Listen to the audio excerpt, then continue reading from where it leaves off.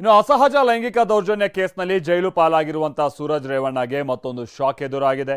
CID ಅಧಿಕಾರಿಗಳು ಕಸ್ಟಡಿಗೆ ಪಡೆಯಲಿದ್ದು ಪ್ರಶ್ನೆಗಳ ಸುರಿಮಳೆಗೆರೆಯಲಿದ್ದಾರೆ. ಇತ್ತ ಸೂರಜ್ನನ್ನೇ ಟ್ರ್ಯಾಪ್ ಮಾಡಿದ್ನ ಆಪ್ತ ಶಿವಕುಮಾರ್ ಅನ್ನೋ ಶಂಕೆಯೂ ಕೂಡ ವ್ಯಕ್ತವಾಗ್ತಾ ಇದೆ. ಮತ್ತೊಂದು ಕಡೆ ಅತ್ಯಾಚಾರ ಕೇಸ್ನಲ್ಲಿ ಸಹೋದರ ಪ್ರಜ್ವಲ್ ರೇವಣ್ಣ ಮತ್ತೆ ಕಂಬಿ ಹಿಂದೆ ಹೋಗಿದ್ದಾರೆ.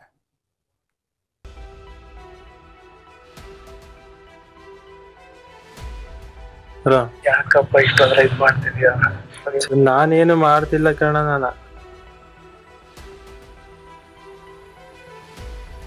ಅಸಹಜ ಲೈಂಗಿಕ ದೌರ್ಜನ್ಯ ಕೇಸ್ನಲ್ಲಿ ಎಚ್.ಡಿ. ರೇವಣ್ಣ ಪುತ್ರ ಜೆಡಿಎಸ್ ಎಂಎಲ್ಸಿ ಸೂರಜ್ ರೇವಣ್ಣಗೆ ಸಂಕಷ್ಟ ಎದುರಾಗಿದೆ. ನಿನ್ನೆಯಷ್ಟೇ ಸೂರಜ್ನ ಬೆಂಗಳೂರಿನ ಜನಪ್ರತಿನಿಧಿಗಳ ವಿಶೇಷ ಕೋರ್ಟ್ 14 ದಿನಗಳ ಕಾಲ ನ್ಯಾಯಾಂಗ ಬಂಧನ ವಿಧಿಸಿತ್ತು. ಪರಪ್ಪನ ಅಗ್ರಹಾರ ಜೈಲ್ನ ಕ್ವಾರಂಟೈನ್ ಸೆಲ್ನಲ್ಲಿ ವಿಚಾರಣಾಧೀನ ಕೈದಿ ನಂಬರ್ 6141 ಕೊಡಲಾಗಿತ್ತು. ಇತ್ತ ಸೂರಜ್ ರೇವಣ್ಣಗೆ ಮತ್ತೊಂದು ಮಹಾ ಸಂಕಷ್ಟ ಎದುರಾಗಿದೆ. ಜೈಲಿನಲ್ಲಿರೋ ಸೂರಜ್ ರೇವಣ್ಣ ಸಿಐಡಿ ಕಸ್ಟಡಿಗೆ.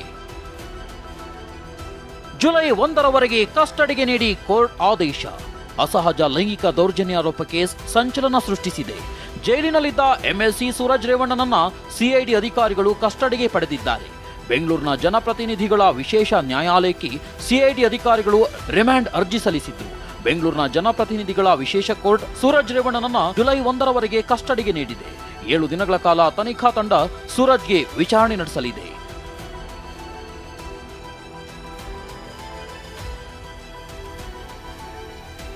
ಸೂರಜ್ನನ್ನೇ ಟ್ರ್ಯಾಪ್ ಮಾಡಿದ್ನ ಆಪ್ತ ಶಿವಕುಮಾರ್.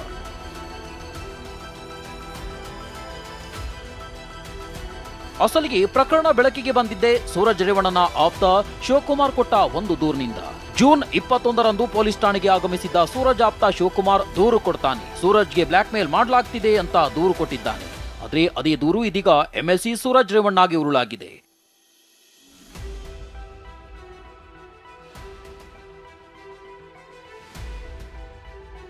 ಕೋಟಿ ಕೋಟಿ ಹಣಕ್ಕೆ ಬೇಡಿಕೆ ಇಟ್ಟು ಸೂರಜ್ಗೆ ಖೆಡ್ಡ. ಸೂರಜ್ ಪರ ದೂರು ಕೊಟ್ಟ ಶಿವಕುಮಾರ್ ಏಕಾಏಕಿ ನಾಪತ್ತೆ. ಪ್ರಜ್ವಲ್ ರೇವಣ್ಣ ಪ್ರಕರಣ ಮಾಜಿ ಚಾಲಕನಿಂದಲೇ ಬಯಲಾಗಿತ್ತು. ಇದೀಗ ಸೂರಜ್ ರೇವಣ್ಣ ಪ್ರಕರಣವು ಆಪ್ತನಿಂದ ಬಯಲಾಗಿದೆ. ಅಸಲಿಗೆ ದೂರು ಕೊಟ್ಟು ನಾಪತ್ತೆಯಾಗಿರೋ ಶಿವಕುಮಾರ್ ಜೊತೆಗಿದ್ಕೊಂಡೇ ಖೆಡ್ಡ ತೋಡಿದ್ನ ಅನ್ನೋ ಪ್ರಶ್ನೆ ಎದ್ದಿದೆ. ಕೋಟಿ ಕೋಟಿ ಹಣಕ್ಕೆ ಬೇಡಿಕೆ ಇಟ್ಟು ಸೂರಜ್ ರೇವಣ್ಣರನ್ನ ಖೆಡ್ಡಾಕೆ ಕೆಡವಲಾಯ್ತಾ ಅನ್ನೋ ಶಂಕೆಯೂ ವ್ಯಕ್ತವಾಗಿದೆ. ಯಾಕಂದ್ರೆ ನಾಪತ್ತೆಯಾಗಿರೋ ಶಿವಕುಮಾರ್ ಸಂಸದ ಶ್ರೇಯಸ್ ಪಾಟೀಲ್ ಪರ ಕೆಲಸ ಮಾಡಿದ್ದ ಬಿಜೆಪಿ ಟೀಮ್ ಜೊತೆಗೆ ಗುರುತಿಸಿಕೊಂಡಿದ್ದ.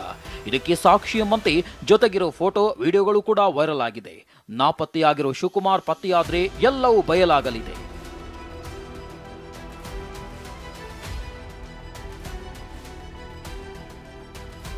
ಶಿವಕುಮಾರ್ ವಿರುದ್ಧವೂ ಸಂತ್ರಸ್ತನಿಂದ ದೂರು ದಾಖಲು. ಇದೀಗ ಪ್ರಕರಣದಲ್ಲಿ ಮತ್ತೊಂದು ಬಿಗ್ ಟ್ವಿಸ್ಟ್ ಸಿಕ್ಕಿದೆ. ದೂರು ಕೊಟ್ಟ ಶಿವಕುಮಾರ್ ವಿರುದ್ಧ ಸಂತ್ರಸ್ತ ದೂರು ಕೊಟ್ಟಿದ್ದಾನೆ.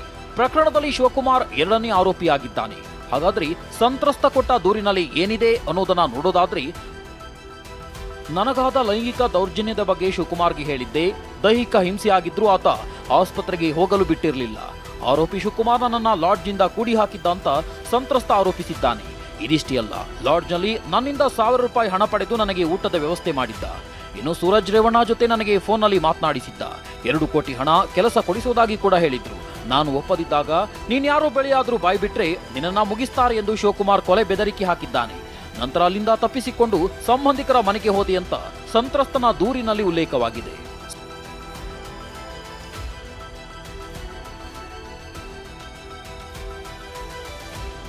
ಸಂತ್ರಸ್ತ ಸೂರಜ್ ಮಾತನಾಡಿದ್ವೆನ್ನಲಾದ ಆಡಿಯೋ ಸ್ಫೋಟ.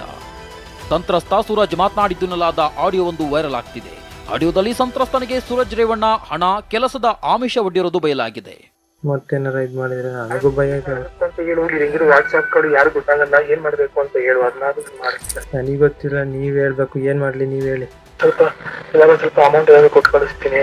ಅದೇ ಆಯ್ತಾ? ಸ್ವಲ್ಪ ನನ್ ಮರ್ಯಾದೆ ಹೋಗುತ್ತಲ್ಲ, ಹಂಗೆಲ್ಲ ಮಾಡಕ್ ಇಲ್ಲ. ಯಾರು ಮರ್ಯಾದೆ ಹೋಗಲ್ಲ ಕಣೋ, ಏನೂ ಆಗಲ್ಲ. ಯಾರಿಗೂ ಗೊತ್ತಿಲ್ಲ ತಾನೇ ವಿಷಯ. ಸುಮ್ಮನೆ ಬಿಟ್ಟು ಬಿಡುದು. ಅದೇ ನನ್ಗೆ ವಿಷಯ ಹೇಳ್ಬಿಡ್ತೀನಿ ಕಣಪ್ಪ. ನಿಮ್ ಸಮಾಜದಲ್ಲಿ ನೀವು ಒಳ್ಳೆ ರೀತಿ ಬೆಳೆಸ್ಬೇಕು ಅಂತ ಬರ್ತದಲ್ಲಿ ನೀನ್ ಮಾತಾಡ್ತೀನಿ ಅಷ್ಟೇ. ಅರ್ಥ ಆಯ್ತಾ? ನನಗ್ ಬೆಲೆ ಇದೆ. ಮತ್ತೆ ನನಗ್ ಸುಮ್ನೆ ಅವತ್ತು ನಾವು ಕರೆದು ಈ ತರ ಎಲ್ಲ ಆಗುತ್ತೆ ಅಂತ ನನಗ್ ಗೊತ್ತಿಲ್ಲ. ನಾನು ಮನೆಗ್ ಬಂದಾಗ ಇದು ಮಾಡ್ಕೊಂಡೆ. ಈಗ ಆಗಿದ್ ಹಾಕೋಗಿದೆ ಕಣೋ. ಈಗ ನಾವು ಹಾ ಹೇಳಿ. ನೀನು ಬಿ ಕಾಮ್ ಮಾಡಿದ್ದಲ್ಲ